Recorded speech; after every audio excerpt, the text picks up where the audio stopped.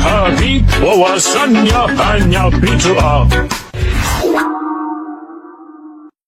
Pentingnya kita mengetahui sebuah penyakit, untuk kemudian dapat mengobatinya dengan tepat. Begitu juga penyakit dalam beragama, sehingga terhindar dari kesalahan dalam mengambil agama yang benar menurut syariat itu sendiri. Dalam hal ini, jangan sampai kita terjebak pada doktrin kelompok ekstremis, kelompok yang pertama kali muncul pada abad ke-18 dari pendirinya yang bernama Muhammad bin Abdul Wahab yang berasal dari Najd, Arab Saudi. Kelompok ini dinamakan Wahabi. Wahabi ini digambarkan sebagai sebuah aliran Islam yang ultrakonservatif, keras, atau Puritan. Pendukung Wahabi aliran ini percaya bahwa gerakan mereka merupakan gerakan reformasi Islam untuk kembali kepada ajaran monoteisme murni, kembali kepada ajaran Islam sesungguhnya, yang hanya berdasarkan kepada Quran dan hadis, bersih dari segala ketidakmurnian, seperti praktik-praktik yang mereka anggap bid'ah, syirik dan khurafat.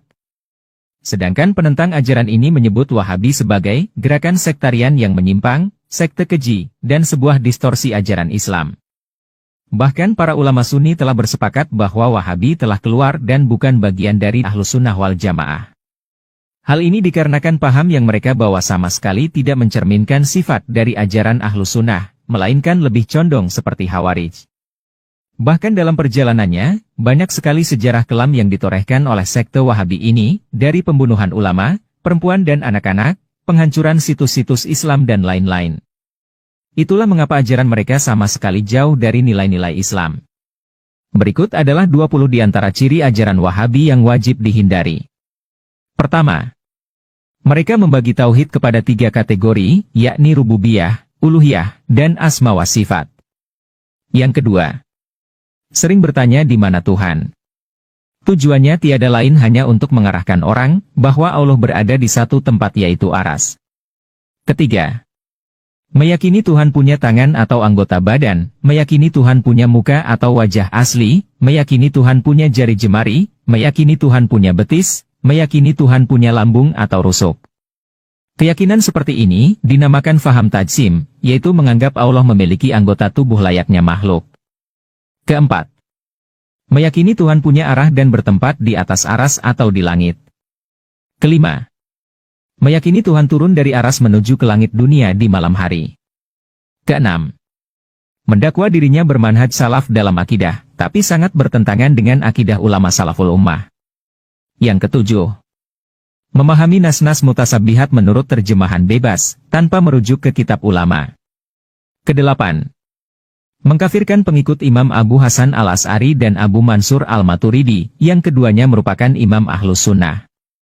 Kesembilan, mengkafirkan Sufi, dan menganggap tasawuf bukan ajaran Islam. Kesepuluh, sangat anti dengan sifat 20 pada Allah Ta'ala. Kesebelas, menolak takwil dalam bab mutasabbihat. Kedua-belas, menuduh ayah dan ibu Rasulullah kafir dan tidak akan selamat dari neraka. Ke-13, menuduh syirik tawasul, tabarruk dan istighosah dengan para anbiya, aulia dan orang-orang soleh. Ke-14, sering mengajak kembali kepada Al-Quran dan Sunnah secara langsung atau tekstual, dengan meninggalkan metode pengambilan dalil yang ditetapkan oleh ulama. Ke-15, sangat anti dengan pendapat imam mazhab dan pengikut mazhab. Ke-16, mudah membid'ah sesatkan amalan yang menurut mereka tidak shorih dan sohih. Ke-17, menuduh bahwa kegiatan peringatan Maulid Nabi Muhammad adalah merupakan perbuatan bid'ah dan sesat. Ke-18, menuduh tahlilan dan juga yasinan sebagai perbuatan tasabuh, bid'ah dan sesat. Ke-19, menyamakan orang baca Al-Quran di kuburan dengan penyembah kubur. Yang terakhir, yang ke-20, menamakan diri dengan Salafi dan tidak mengakui nama Wahabi, sehingga seolah-olah Wahabi itu hanya fiktif. Nah, inilah di antara 20 ciri yang melekat pada kelompok Wahabi atau Salafi. Di Indonesia sendiri, kelompok Wahabi ini juga sering membuat ulah.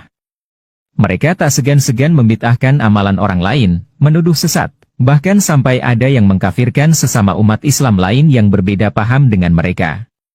Oleh karenanya, kita wajib waspada agar jangan sampai tradisi baik dan ajaran dari ulama-ulama Ahlus Sunnah wal Jamaah yang sudah sekian lama berjalan di masyarakat, tergerus dengan paham Wahabi yang semakin lama semakin gencar mempromosikan diri mereka.